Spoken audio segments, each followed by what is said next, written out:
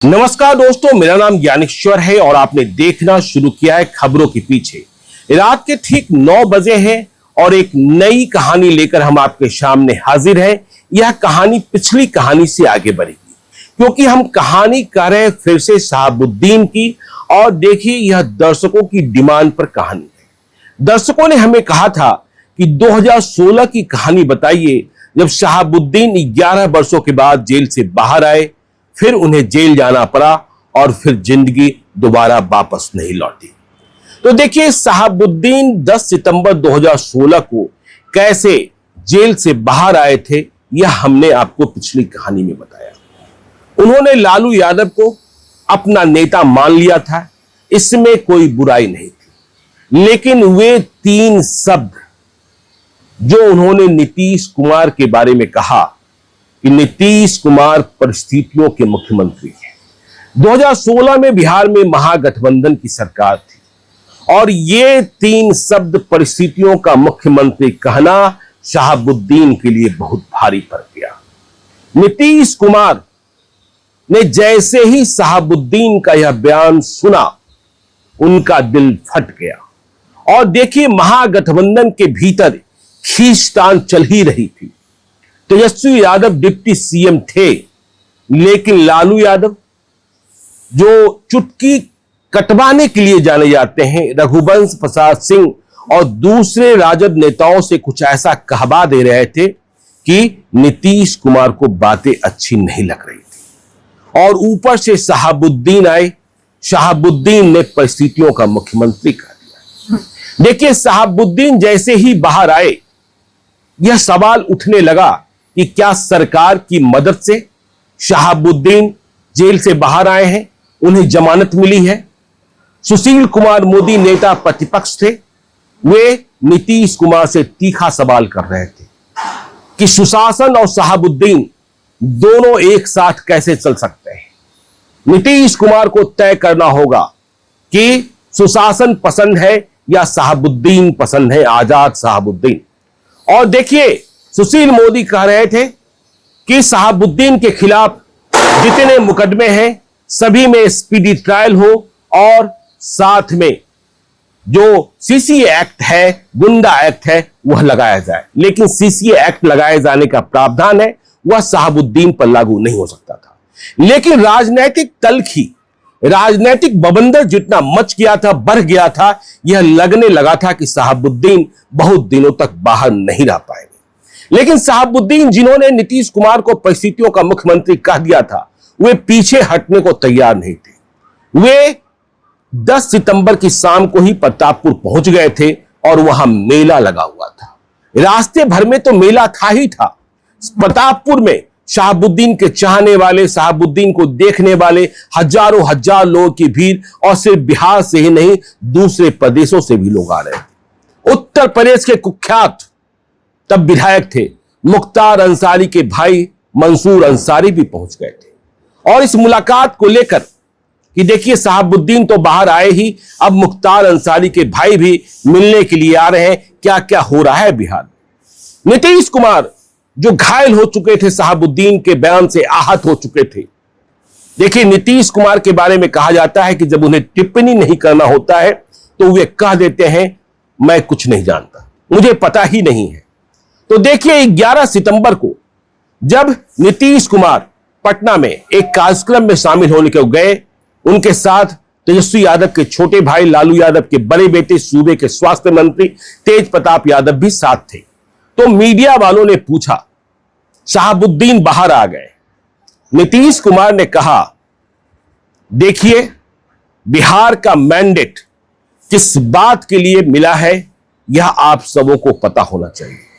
बिहार का मैंडेट, बिहार का जनादेश 2015 में महागठबंधन को जो मिला है, जिसका नेता मैं हूं, इसलिए नहीं मिला है कि सभी बातों पर हम रिएक्शन दें। मेरे मैंडेट के पीछे बिहार की जनता में जो है, वह सभी जानते हैं। दुनिया को पता है कि जनता का मैंडेट क्या है।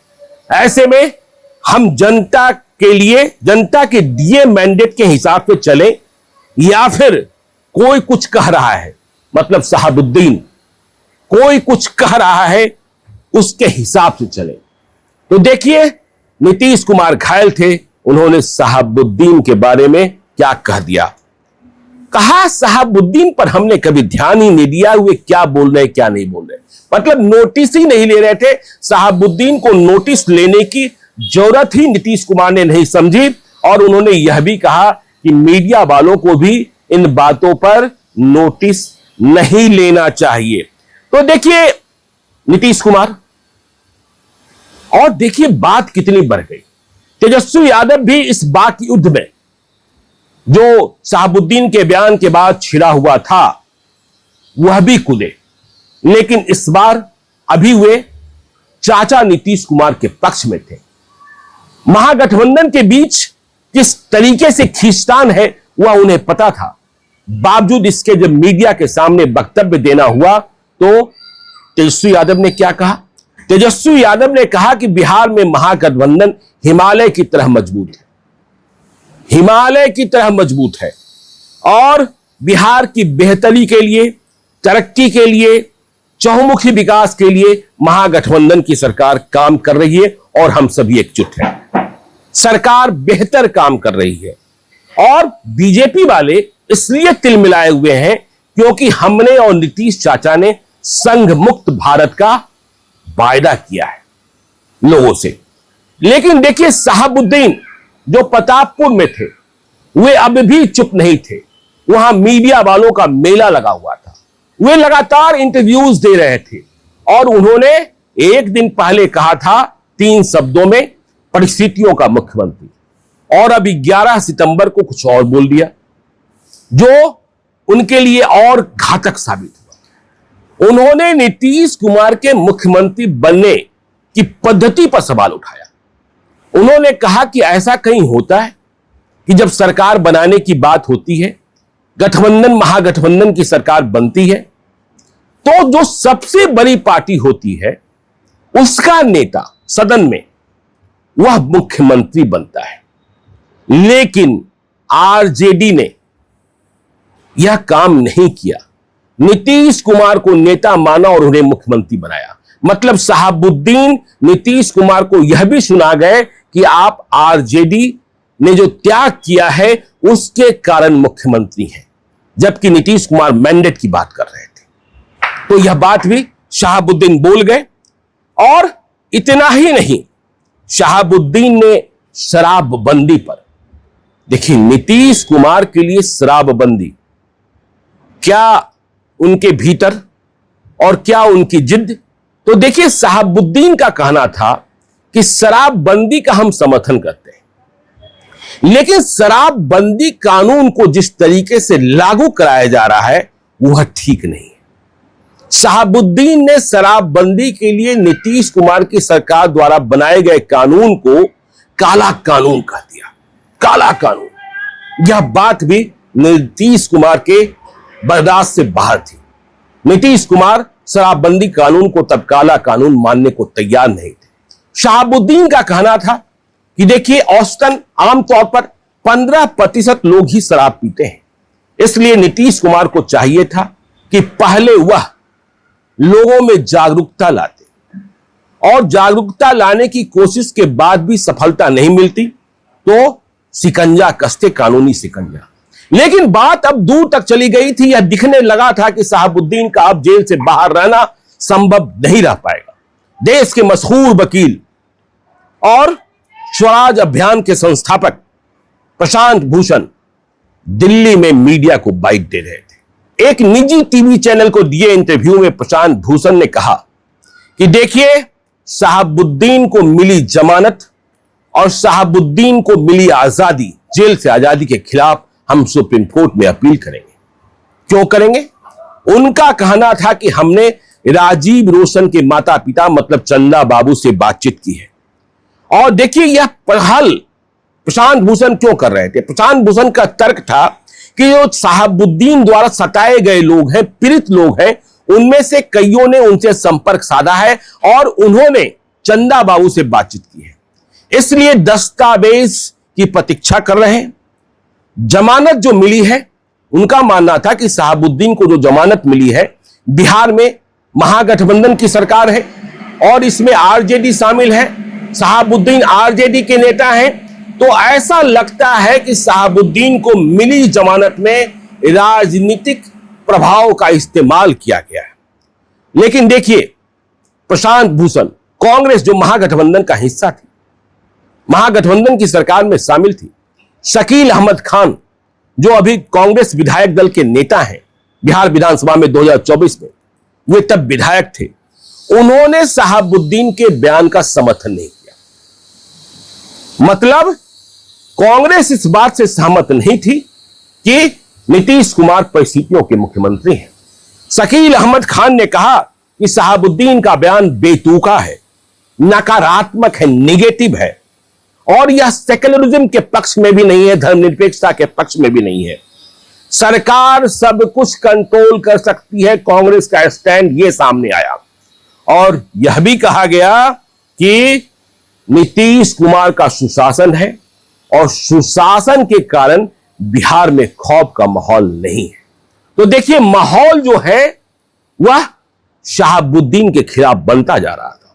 शहाबुद्दीन ये सोचे थे कि नीतीश कुमार नहीं, लालू यादव असली मालिक है महागठबंधन की सरकार के, भले ही मुख्यमंत्री नहीं है।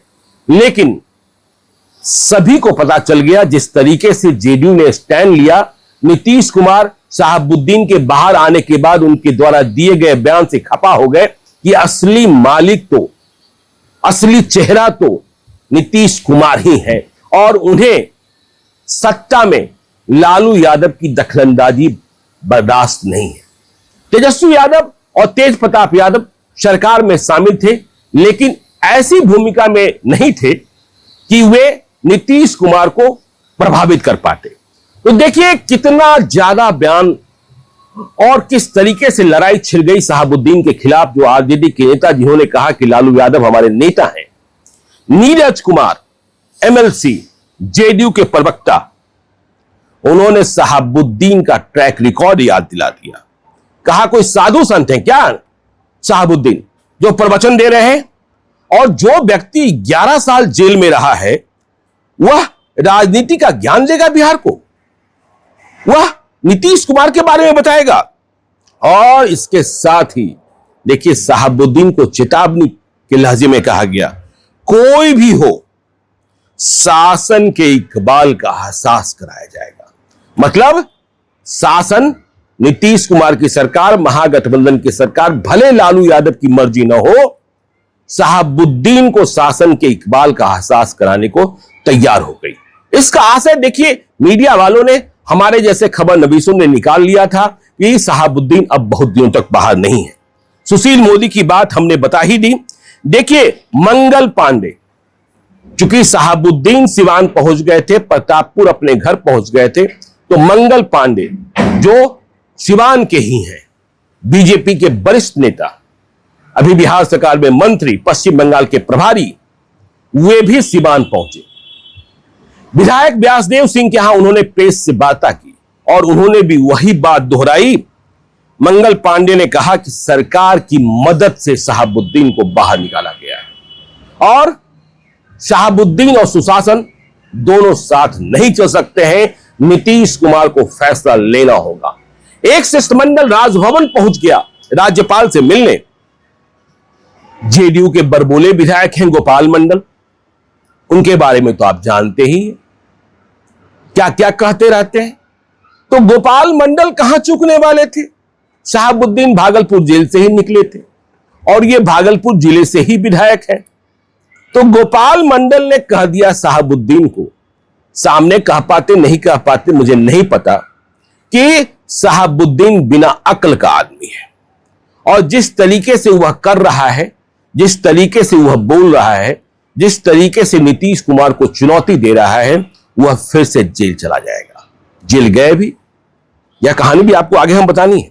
और देखिए, बवाल इतना बढ़ गया, एक अन्य बार मुख्यमंत्री का सरकारी निवास, नीतीश कुमार का सरकारी निवास, जेडीयू की कोर कमेटी के जितने नेता थे वे सब के सब बुला लिए गए 12 सितंबर को कि बैठक होगी और आरजेडी के चाल चलन पर जिस तरीके से शहाबुद्दीन बोल रहे हैं, जिस तरीके से रघुवंश प्रसाद सिंह बोल रहे हैं, जिस तरीके से आरजेडी के दूसरे नेता बोल रहे हैं, यह बात बर्दाश्त नहीं है। बैठक हुई और 4 घंटे तक यह बैठक चली। नीतीश कुमार ने अपने मन की बात कह दी। ललन सिंह, विजय चौधरी, विजेंद्र प्रसाद यादव, सभी के सभी खपा। और 4 घंटे के बाद जब बैठक खत्म हुई, मीडिया वाले इंतजार कर रहे थे बाहर। उन्हें पता था कि आज की बैठक में बहुत कुछ होना है। तो जैसे ही बाहर आए, विजेंद्र प्रसाद यादव और ललन सिंह ने प्रेस कॉन्फ्रेंस की। बड़ी प्रेस कॉन्फ्रेंस हुई। इस प्रेस कॉन्फ्रेंस के बारे में अगले एपिसोड में आपको हम विस्तार से बताएंगे। लेकिन कोर कमेटी की बैठक के बाद जितने नेता मुख्यमंत्री निवास से बाहर आए थे, उनके चेहरे पर तनाव था और महागठबंधन की सरकार पर ग्रहण लगना प्रारंभ हो चुका था। तो कहा क्या गया? भीतर कहा गया कि लालू प्रसाद को चिता दीजिए, वे अपने नेताओं से बयानबाजी बंद करा दें। शहाबुद्दीन जो बोल रहे हैं, उन्हें तो हम नोटिस ही नहीं लेते, उनका तो देख लिया जाएगा। लेकिन रघुवंश प्रसाद सिंह जैसे लोग जिस तरीके की बयानबाजी कर रहे हैं, यह किसी भी कीमत पर मंजूर नहीं है। और देखिए, शरद यादव दिल्ली में थे। शरद यादव ने कहा, तब नीतीश कुमार से अच्छे रिश्ते थे, पार्टी को लीड कर रहे थे। शरद यादव ने कहा बिहार के बारे में, नीतीश कुमार की सरकार के बारे में, कि बिहार में कानून का राज है, कानून का राज था और कानून का राज रहेगा। शहाबुद्दीन जैसे लोग कानून के राज को नहीं तोड़ सकते। किसी के बोल देने से, इशारा शहाबुद्दीन पर ही था, किसी के बोल देने से कोई फर्क नहीं पड़ता। अब देखिए और क्या हुआ, किस तरीके से जेडीयू के भीतर शहाबुद्दीन को लेकर तनातनी। बांका के बेलहर से विधायक हुआ करते थे जेडीयू के गिरिधारी यादव, जो अभी बांका से सांसद है, जेडीयू के ही। गिरिधारी यादव शहाबुद्दीन के दोस्त माने जाते थे। तो जब 10 सितंबर 2016 को सुबह 7 बजे शहाबुद्दीन भागलपुर जेल से बाहर निकल रहे थे, तो जेल में मिलने वाले व्यक्तियों में सबसे आगे गिरिधारी यादव थे और फिर वे उस जुलूस में भी शामिल हुए थे। गिरिधारी यादव की मौजूदगी में ही शहाबुद्दीन ने मीडिया वालों से कहा था कि लालू यादव हमारे नेता हैं और नीतीश कुमार जो है परिस्थितियों के मुख्यमंत्री हैं। तो जेडीयू ने फैसला किया कि गिरिधारी यादव से हम शोकौच पूछेंगे, कारण बताओ, नोटिस जारी करेंगे कि आप कैसे शहाबुद्दीन से मिलने जेल चले गए जिस समय उन्हें जेल से बाहर आना था, और फिर आपने शहाबुद्दीन के जुलूस में शामिल होने का काम कैसे किया। आप तो जेडीयू के हैं, क्या आपने इजाजत ली थी? तो देखिए, बात इतनी बढ़ गई और दिल्ली में हलचल तेज। सरकार ने विधि वेताओं से, देखिए, अब यह तय किया जाने लगा कि पहले प्रशांत भूषण ही वहां अपील दायर करेंगे, खबर आने लगी, और बाद में राज्य सरकार भी पक्षकार बन जाएगी। मतलब शहाबुद्दीन के जेल जाने की उल्टी गिनती फिर से शुरू हो गई। शहाबुद्दीन अब अधिक दिनों तक बाहर नहीं रहने वाले थे। लालू यादव बचा पाने की स्थिति में नहीं थे। लालू यादव को लगने लगा कि महागठबंधन की सरकार ही चली जाएगी, इसलिए अब उनकी चिंता कितनी मुश्किल से, पता ही है 2010 में आरजेडी की स्थिति क्या हो गई थी। 2015 में जब नीतीश कुमार साथ हुए तो फिर से सत्ता सुख भोगने को मिला था आरजेडी को, और दोनों बेटों की लॉन्चिंग हुई थी, तेजस्वी और तेज प्रताप की। तो लालू यादव ने जो चुटकी काट रहे थे, ने एक बयान जारी किया कि हम आरजेडी के तमाम नेताओं को, मतलब कहा उन्होंने, हम आरजेडी के तमाम नेताओं को हिदायत देते हैं, सख्त हिदायत देते हैं कि कोई भी अनर्गल बयानबाजी नहीं करेगा। लेकिन अब बात इतनी आगे बढ़ चुकी थी कि जिसके आगे सुप्रीम कोर्ट में अपील होना था। और देखिए, खबर आने लगी कि चंदा बाबू सिवान से दिल्ली प्रस्थान कर चुके हैं। उस चंदा बाबू के बारे में कल ही, मतलब 10 सितंबर को शहाबुद्दीन ने क्या कहा था, यह आपको हमने पिछली कहानी में सुनाया है। तो सिवान, जिसके साहेब कहे जाते थे साहबुद्दीन, कहा जाता है साहबुद्दीन के बिना पत्ता भी नहीं हिलता था सिवान में। यह दूसरी बात है कि साहबुद्दीन सांसद के रूप में एक ईमानदार सांसद थे। बाकी उनकी कुंडली, आपराधिक कुंडली तो पता ही है, लेकिन साहबुद्दीन के खिलाफ यह आरोप कभी नहीं लगा कि उन्होंने सांसद निधि में कभी कोई कमीशन खोली। देखिए, मैं यह भी मानता हूं कि साहबुद्दीन के कारण छपरा, सिवान, गोपालगंज के जो लोग हैं वह कभी एंटी नेशनल एक्टिविटी में शामिल नहीं हुए, राष्ट्र विरोधी। देखिए, उस दौर में आप याद कीजिए जब पूरे देश में बम ब्लास्ट हो रहे थे और बिहार मॉड्यूल की चर्चा हो रही थी, इंडियन मुजाहिदीन की चर्चा हो रही थी, तो दरभंगा, समस्तीपुर, ये सब इलाके किस तरीके से बदनाम हुए थे, यासीन भटकल से लेकर तमाम कारणों से। लेकिन छपरा, सिवान, गोपालगंज को साहबुद्दीन ने कसकर रखा था। मुझे तो एक प्रकरण भी याद है कि मिर्जा दिलशाद बेग जो मारा गया, नेपाल का, जो आईएसआई का एजेंट था, जो भारत में इंडिया की फेक करेंसी चलवाता था, उसके बंदे ने जब सिवान, गोपालगंज, छपरा में पांव पसारने की कोशिश की थी तो साहबुद्दीन ने कहा था पांव काट देंगे। तो साहबुद्दीन क्या थे, क्या नहीं थे, यह सबको पता है। किस तरीके से उनका आतंक, किस तरीके की उनकी कुंडली, लेकिन जेल से बाहर आए थे, अब फिर से उन्हें जेल जाना था, तैयारी शुरू हो गई थी। आगे क्या हुआ यह बताएंगे आपको कल रात ठीक 9 बजे। तो आप देखते रहिए खबरों के पीछे को चलते चलते। यदि अब तक आपने हमारे यूट्यूब चैनल खबरों के पीछे को सब्सक्राइब नहीं किया है तो जरूर कर लीजिएगा, और यदि इस वीडियो को फेसबुक पेज के माध्यम से देखें तो पेज को लाइक कीजिएगा। एक और अनुरोध जो हम रोज करते हैं कि मेरी किसी कहानी में कोई त्रुटि दिखाई पड़ती हो, कोई गलती दिखाई पड़ती हो सकता है, मानवीय भूल हो सकती है, तो आप हमें कमेंट बॉक्स में जरूर बताइए। हमारी कोशिश होती है कि अगले वीडियो में जो गलती है उसे हम सुधारें। तो मिलेंगे कल रात 9 बजे। आज के लिए इतना ही, हमें दीजिए इजाजत। बहुत बहुत धन्यवाद।